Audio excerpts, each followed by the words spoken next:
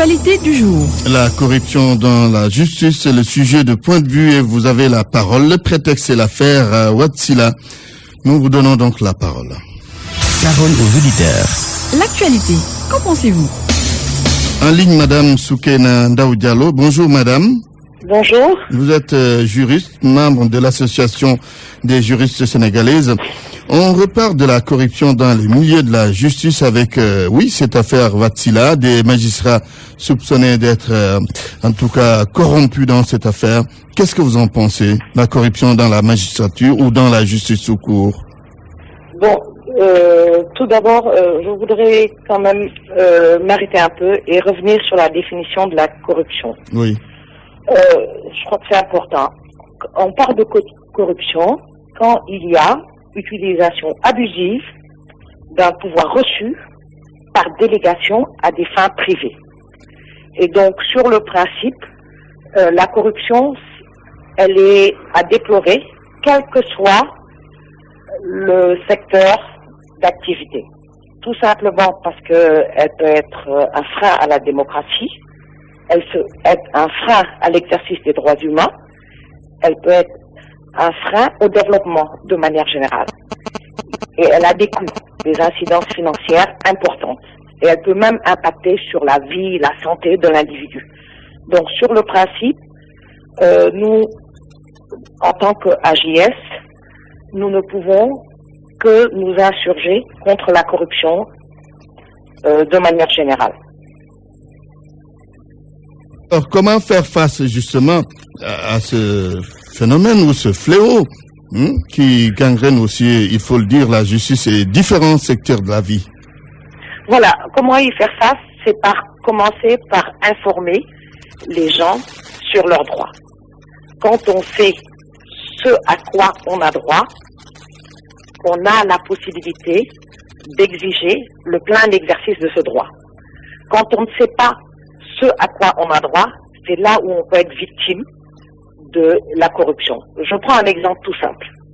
Un individu qui a un enfant, qui va pour déclarer son enfant à l'état civil, et qu'on lui demande de payer pour pouvoir avoir un acte d'état civil, alors que ce n'est pas un timbre, ce n'est pas une taxe que le citoyen doit payer. En l'obligeant à payer, on peut mettre en péril le droit à la santé de son enfant. Par exemple, on est dans un contexte dans lequel on parle de solidarité nationale avec la CMU, on parle de droit à l'éducation. Un enfant qui n'est pas déclaré à l'état civil ou qui n'a pas d'état civil ne peut même pas aller à l'école. Donc c'est pour ça que c'est très important d'informer les citoyens sur leurs droits. Et quand on a l'information, on détient le pouvoir. Et à ce moment-là, on peut lutter contre la corruption. Très bien. Merci en tout cas, Madame Soukena Ndaou Diallo, juriste, membre de l'Association des juristes sénégalaises. Aujourd'hui, on parle de la corruption dans les milieux de la justice avec comme prétexte l'affaire Watsila.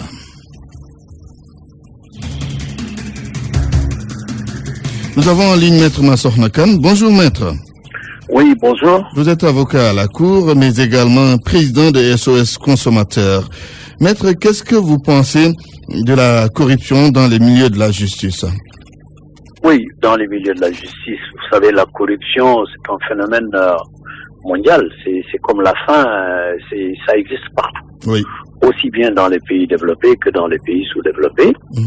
Mais les conséquences sont beaucoup plus graves pour les pays sous-développés. Alors, il faut noter deux niveaux de corruption. Il y a la petite corruption et il y a la grande corruption. La petite corruption, c'est ce qui se passe tous les jours au feu rouge, etc. Partout où on donne un petit billet à un fonctionnaire pour demander son indulgence ou autre. Oui. Mais le plus grave, c'est la corruption à col blanc, c'est-à-dire la grande corruption, qui est le fait généralement d'agents de l'État, et qui est beaucoup plus visible dans les milieux de la police, de la douane, des impôts et de la magistrature aussi. Alors, s'agissant de la magistrature, la corruption existe sans aucun doute, et ça ne sert à rien d'essayer de empêcher ou de le contester, ça existe. Ça existe à un niveau beaucoup plus grave même dans certains pays africains. Maintenant, c'est déplorable. Et le niveau que nous constatons, nous, est très élevé et ça demande une lutte vraiment très farouche. Bon, mettre d'abord les agents, il faut les mettre dans de bonnes conditions, ce qui me semble être en train d'être fait. Oui, ça c'est la solution. De leur niveau, des salaires, des traitements et tout. Donc ça, c'est une très bonne chose, mais il faut aussi des sanctions graves. La conséquence de la corruption dans la magistrature, justement, c'est en termes de décisions qui n'ont aucun fondement, des décisions qui n'ont ni queue ni tête. Il suffit simplement de voir la décision pour se rendre compte qu'il y a quelque chose qui ne va pas et que ça ne peut être que par un phénomène de corruption. Oui. Bon, heureusement, il y a des magistrats très intègres, mais comme dans toutes les professions, il y a aussi des magistrats qui ne font pas l'honneur de la magistrature et qu'il faut essayer de démasquer et combattre. En tout cas, il est très difficile de voir la corruption, d'en avoir les preuves, mais ce qui est très important, c'est la manière dont c'est fait. Quand on voit, par exemple, un fonctionnaire qui est très très riche, immensément riche, que ce soit un magistrat ou autre, qui est immensément riche, qui a un immeuble, qui montre des signes extérieurs évidents de richesse immense, inexpliquée et souvent subite.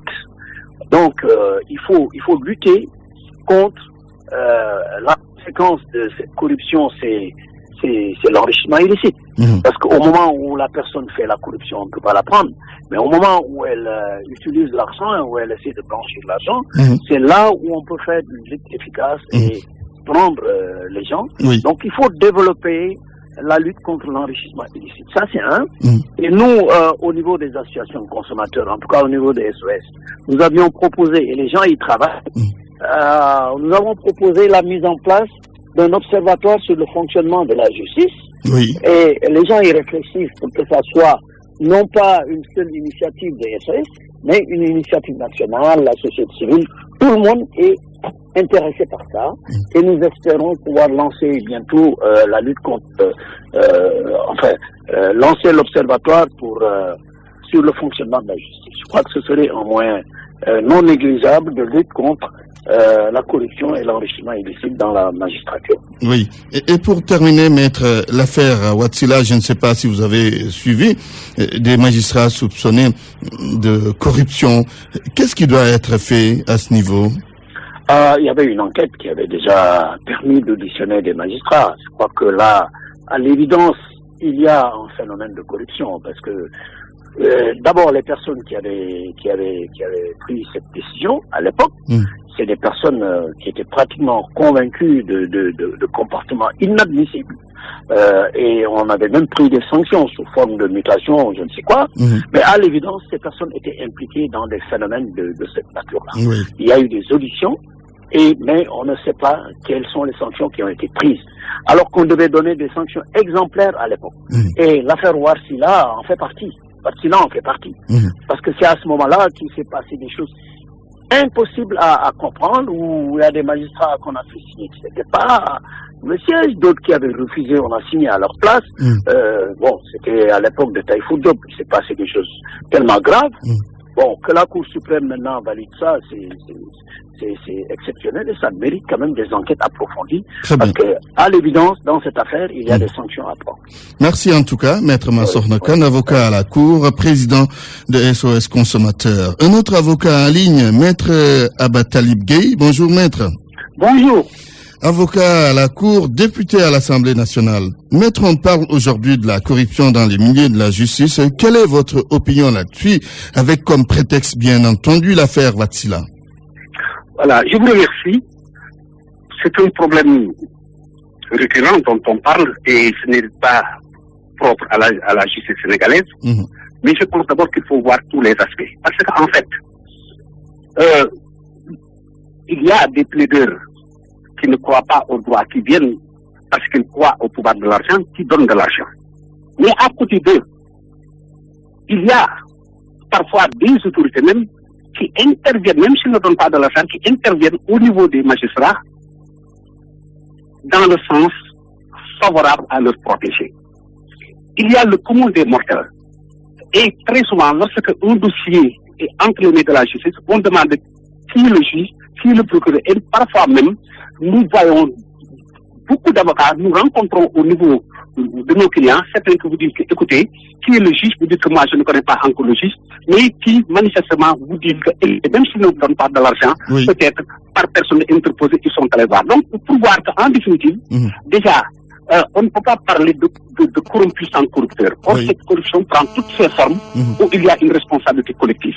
Maintenant, ce qui est sûr, c'est que il y a certainement, et c'est dans tous les corps de métier, il ne peut pas y avoir, n'est-ce pas, des magistrats qui peut-être touchent de l'argent, n'est-ce pas, pour prendre des décisions dans un sens ou dans un autre. Oui, pourquoi le phénomène ne peut le refuser. Oui. Mais le problème, c'est comme je le dis, d'abord, il faut que tout ce qui agisse contre les magistrats, dans le sens de leur faire décider d'une façon ou d'une autre, même de l'argent, que cette corruption collective d'abord s'arrête. Et ensuite, mettre les magistrats dans les conditions qui leur permettent d'être à l'abri du besoin. Parce que si un magistrat qui ensuite rentre dans un Djadangay pour rentrer chez lui, n'est-ce pas, qui a des difficultés pour payer ses factures, je dis qu'à partir de ce moment, c'est d'abord l'exposer au pouvoir de l'argent, parce qu'il faut qu'il ait de l'argent pour pouvoir régler ses problèmes. Maintenant, ça explique, mais ça ne justifie pas que le magistrat qui est face à son serment, qui a choisi, n'est-ce pas, d'être magistrat, et lorsqu'on est magistrat, on n'est pas riche, n'est-ce pas, de vouloir avoir un train de vie pareil à un avocat ou un train de vie pareil à d'autres qui n'ont pas choisi ce métier. Donc, à partir de ce moment, n'est-ce pas, il faut qu'une introspection collective et avant de prendre des actes. Maintenant, pour l'affaire Warchila, moi, je veux toujours être prudent. Oui. Lorsqu'on fait une enquête judiciaire ou une enquête administrative, tant qu'il n'y a pas encore de sanction, et avant la sanction, on entend les personnes et on ne peut pas uniquement parce qu'on a entendu une personne dire que les faits sont avérés, jusqu'à ce qu'ils soient jugés contradictoirement, présenter leurs moyens de défense et à partir de ce moment, lorsqu'ils sont déclarés coupables, que je dis qu'ils sont coupables. Parce que aussi, il faudrait, n'est-ce pas, qu'on fasse la part des choses. Parce que parfois aussi, on dit que le magistrat est corrompu parce que la décision ne nous satisfait pas, n'est-ce pas? Et pour chercher parfois aussi des excuses, on met tout le dos sur le dos des magistrats. Très bien, merci. Voilà. Merci Maître Abatalib Gueye, député à l'Assemblée nationale. Vous êtes sans doute avocat à la Cour. C'est tout pour Point de vue aujourd'hui. RFM